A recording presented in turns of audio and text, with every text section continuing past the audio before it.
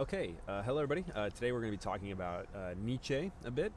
Specifically, we're going to be looking at Beyond Good and Evil and Chapter 9, What is Noble. Um, Nietzsche's an interesting guy. There's a lot of misinformation about Nietzsche out there.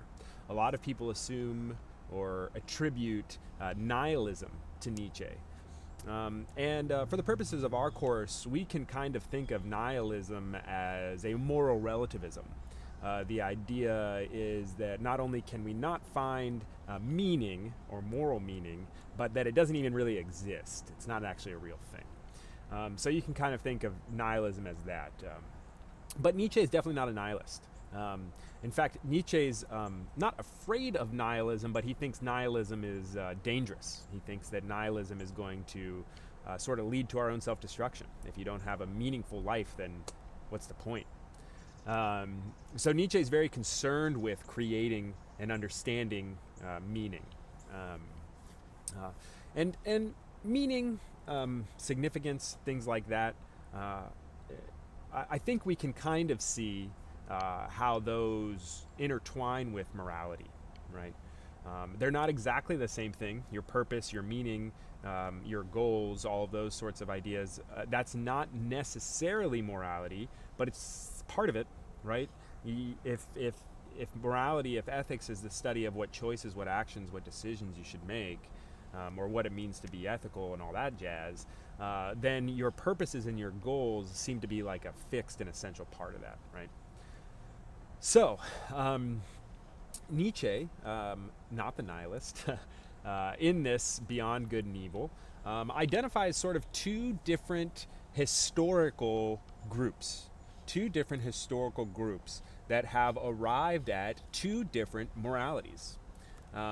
He says that there are master moralities and slave moralities. And for Nietzsche, master moralities come from the sort of barbaric or aristocratic class. And he sees those two as the same. The barbarians and the aristocrats are the same. They're the powerful. They're the people on top. This master class of people, for Nietzsche, these are the drivers of culture. These are the people who are inventing and creating principles to follow. Nietzsche explains that this master class is the justification for society. The reason that we have society in general is so that these sort of pinnacles of humanity, these people at the top, the strongest, the best, the smartest, whatever they are, the people at the top of the hierarchy, we need to allow them to continue to expand the potentiality of humans, right? We need to allow them to continue to expand the greatness of humans.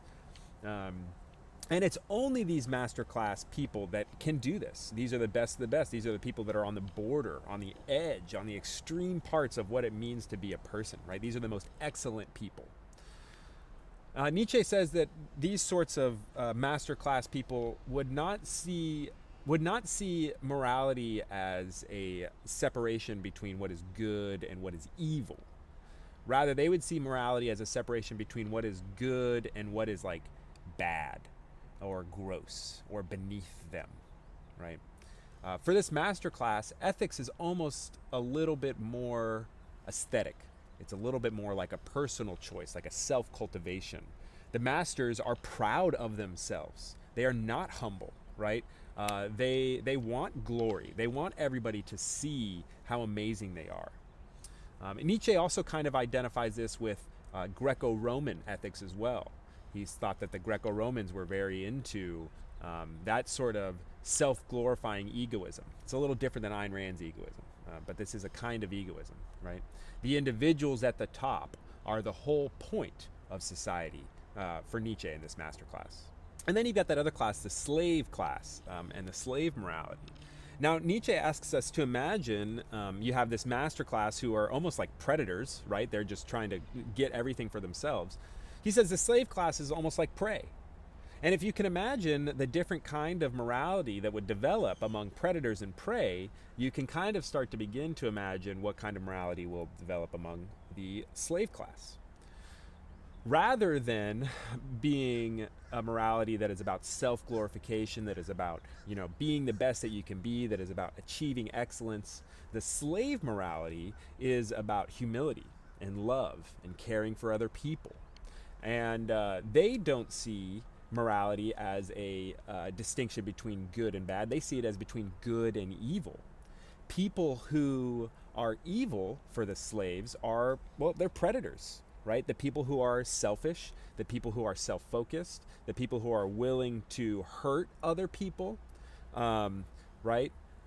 These are evil actions for the slave class.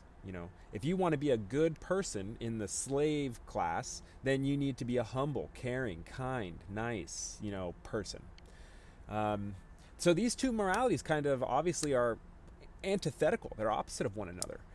They can't really coexist rationally inside of one person, right? How do you be like a humble person, a kind person, but also at the same time self-glorifying and wanting to achieve like excellence and all those sorts of things? It doesn't really work.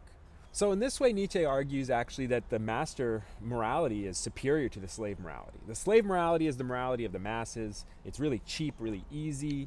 It's easy to arrive at. You don't actually have to do any work. You just kind of have to follow the crowd. And this is where we kind of see maybe some similarities between Nietzsche and Kierkegaard, right? Both of them are somewhat individualist, but and they're both against like following the crowd. For Nietzsche, the slave morality is that crowd following. To become an authentic and a good person, you need to ascend. You need to become a master.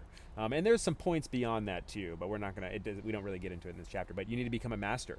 You need to start creating your own values. You need to realize that the values of society are frankly BS, and they're just there to hold you back, to not allow you to achieve your true excellence. And your true excellence should be defined by you. Don't let other people define it. And then you need to go out and achieve that. That's sort of the master morality for Nietzsche. Be proud of yourself. And we can see that that's actually sort of in line with egoism that we learned about earlier with Ayn Rand and those folks. But there are some differences. It's not so rational. It's not so like there's a strong hierarchy and like this value of life is at the top. It's a little bit more like artistic. It's self-creation, self-cultivation, deciding your own principles for yourself and then following those. The world be damned. Who cares what they think? That's the kind of master morality that Nietzsche is talking about. And it departs from that rational egoism, because rational egoism is trying to make it so that everybody's in sync and everything works happy and nice and perfectly. And, if we all just follow our own, needs and we do it rationally, then we can work together nice. That is not Nietzsche's goal. Nietzsche does not think that the point of society is so that we can all be safe and work together nice. Nietzsche says that the point of society is to elevate these masters, to elevate these people who are better than us, that are the pinnacle of humanity. We should be supplying them with the ability and the free time to continue pushing humanity forward. All right, guys, I'm really interested to hear your thoughts on this. What do you think? Is there a separation between master and slave moralities? Do we have a responsibility to kind of help the masters or become a master? To define ourselves for ourselves, to figure out our own principles and goals? Or should we continue to be humble and loving and caring? Is Nietzsche right about this slave morality? Is it kind of like, is it BS, just meant to hold us back? All right, I look forward to hearing what you guys have to say.